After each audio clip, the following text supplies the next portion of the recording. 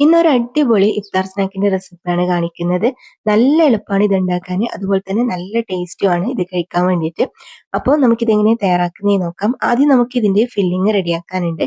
ഒരു പാൻ അടുപ്പിലേക്ക് വെച്ചിട്ട് കുറച്ച് ഓയിൽ വെച്ചിട്ട് ചൂടാക്കാം. എന്നിട്ട് നമുക്കതിലേക്ക് ഒരു 3 ഉള്ളി ചെറിയ കഷ്ണങ്ങളാക്കിയിട്ട് ഇട്ട് കൊടുക്കാം. പിന്നെ ഇത് ആവശ്യത്തിനുള്ള ഉപ്പും കൂടി ചേർത്ത് കൊടുത്തിട്ടുണ്ട്. ഇനി നല്ലപോലെ ഇതൊന്ന് വഴറ്റിയെടുക്കണം. അപ്പോൾ ഉള്ളിന്റെ കളറെല്ലാം മാറി വന്നു കഴിഞ്ഞാൽ നമുക്കിതിലേക്ക് ഒരു 2 പച്ചമുളക് ചെറിയ കഷ്ണങ്ങളാക്കിയതും പിന്നെ കുറച്ച് മല്ലിയിലയും കുറച്ച് ഇഞ്ചി വെളുത്തുള്ളി പേസ്റ്റും കൂടി ഇട്ട് കൊടുത്തിട്ട് ഒന്നും കൂടി നന്നായിട്ടൊന്ന് വഴറ്റിയെടുക്കാം. അപ്പൊ ഇതുപോലെ നമ്മുടെ മസാലയിലും ഒന്ന് സോഫ്റ്റ് ആയിട്ട് വന്നു കഴിഞ്ഞാൽ നമുക്ക് ഇതിലേക്ക് പൊടികൾ ചേർത്ത് കൊടുക്കാം. പൊടികളായിട്ട് ഞാനൊരു 1/4 ടീസ്പൂണ് മഞ്ഞൾപ്പൊടിയും 1/2 ടീസ്പൂണ് മല്ലിപ്പൊടിയും ഒരു 1/4 ടീസ്പൂണ് മുളക് പൊടിയും ചേർത്ത് കൊടുത്തിട്ടുണ്ട്. പിന്നെ ഇതാ ഞാനിതിൽ സ്പെഷ്യലായിട്ട് ചേർത്ത് കൊടുക്കുന്നത് ചിക്കൻ മസാലയാണ്.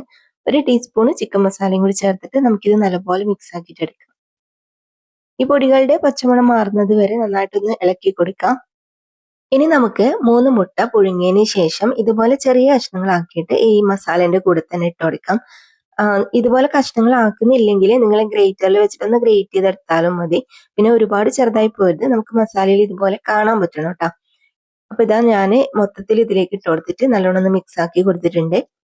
അപ്പൊ ഇത്രയും മതി, നമ്മുടെ മസാല റെഡി ആയിട്ടുണ്ട്. ഇനി നമ്മൾ ഒരു പാത്രം എടുത്തിട്ട് അതിലേക്ക് നമുക്കൊരു 2 മുട്ട പൊട്ടിച്ചൊഴിച്ചു കൊടുക്കാം. അപ്പൊ ഇതാ ഞാൻ 2 മുട്ട ഇതിലേക്ക് പൊട്ടിച്ചൊഴിച്ചു കൊടുത്തിട്ടുണ്ട്. ഇനി നമുക്ക് വേണ്ടത് പച്ചമുളകാണ്. ഞാൻ 2 എടുത്തിട്ടുണ്ട്. നിങ്ങൾക്ക് എരിവ് കൂടുതൽ വേണമെന്നുണ്ടെങ്കിൽ കൂടുതൽ എടുക്കാം കേട്ടോ. ഇനി നമുക്കിത് ചെറിയ കഷ്ണങ്ങളാക്കിയിട്ട് ഇട്ട് കൊടുക്കാം. ഇനിയിപ്പോ ഇതിന്റെ കൂടെ തന്നെ നമുക്ക് കുറച്ച് മല്ലിയിലയും കൂടി ഇട്ട് കൊടുക്കാം. കറിവേപ്പിലയും കൂടി ഇടാൻ പറ്റുവാണെങ്കിൽ കുറച്ചും കൂടി നല്ലതാണ്. അപ്പൊ എനിക്ക് കിട്ടാത്തതുകൊണ്ട് ഞാനിപ്പോ മല്ലിയില മാത്രമേ ഇട്ട് കൊടുക്കുന്നുള്ളൂ. ഇനി നമുക്ക് കുറച്ച് പാൽ ഒഴിച്ചു കൊടുക്കാം. ഒരു 2-3 സ്പൂണ് മാത്രം പാലും കൂടി നമുക്ക് ഇതിന്റെ കൂടെ തന്നെ ഒഴിച്ചു കൊടുക്കാം. എന്നിട്ട് ആവശ്യത്തിനുള്ള ഉപ്പിട്ടിട്ട് ഇത് നല്ലപോലെ ഒന്ന് കലക്കിയെടുക്കണം.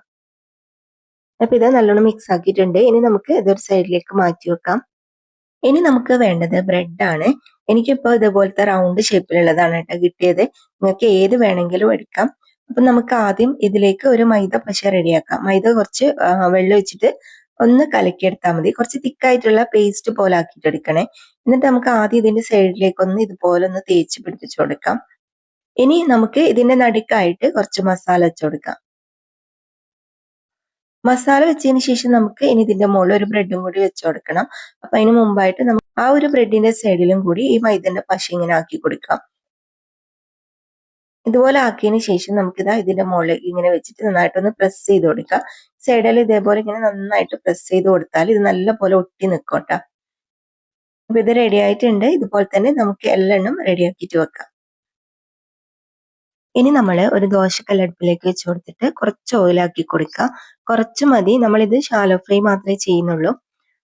എന്നിട്ട് നമ്മൾ നേരത്തെ മുട്ടന്റെ ബാറ്റർ റെഡിയാക്കിയിട്ടില്ലേ, അതിലേക്ക് ഇത് നല്ലപോലെ ഒന്ന് ഡിപ്പ് ചെയ്യുക.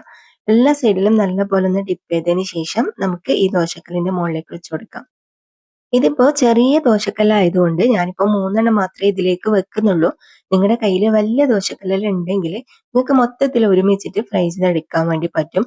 അപ്പോൾ ഒരു സൈഡ് നല്ലപോലെ ഫ്രൈ ആയി കഴിയുമ്പോൾ നമുക്ക് മറിച്ചിട്ട് കൊടുക്കാം. എന്നിട്ട് മറ്റേ സൈഡും നന്നായിട്ട് തന്നെ ഫ്രൈ ആക്കിയിട്ട് എടുക്കാം. അപ്പൊ ഇതാ 3 നന്നായിട്ട് നമ്മൾ ഫ്രൈ ആക്കിയിട്ട് എടുത്തിട്ടുണ്ട്. ഇത് നമുക്കിനി പാത്രത്തിലേക്ക് മാറ്റി കൊടുക്കാം. ഇത് ഫ്രൈ ആയി കഴിഞ്ഞാൽ അപ്പൊ തന്നെ വേഗം പാത്രത്തിലേക്ക് മാറ്റി കൊടുക്കണേ, അല്ലെങ്കിൽ ഇത് ഡ്രൈ ആയി പോകും. നമുക്ക് നല്ല സോഫ്റ്റ് ആയിട്ട് കിട്ടണമെങ്കിൽ അപ്പൊ തന്നെ വേഗം മാറ്റി കൊടുക്കണം. അപ്പൊ ഒരു സെറ്റ് നമ്മൾ റെഡിയാക്കിയിട്ടുണ്ട്. ഇനി ബാക്കിയുള്ളത് നമുക്ക് ഇതേപോലെ തന്നെ ഫ്രൈ ചെയ്തെടുക്കാം. പിന്നെ ഇത് നമ്മൾ എപ്പോഴും ലോ ഫ്ലെയിമിൽ തന്നെ വെച്ച് കൊടുത്താൽ മതി. മുട്ടയും ബ്രെഡും ഒക്കെ ആയതുകൊണ്ട് തന്നെ വേഗം ഇത് ഫ്രൈ ആയിട്ട് കിട്ടും. പിന്നെ ഇതിന്റെ സൈഡ് ചെറുതായിട്ടൊന്ന് പ്രസ് ചെയ്ത് കൊടുക്കണം കേട്ടോ, നല്ല പോലെ ഒട്ടി കിട്ടാൻ വേണ്ടിയിട്ടാണ്.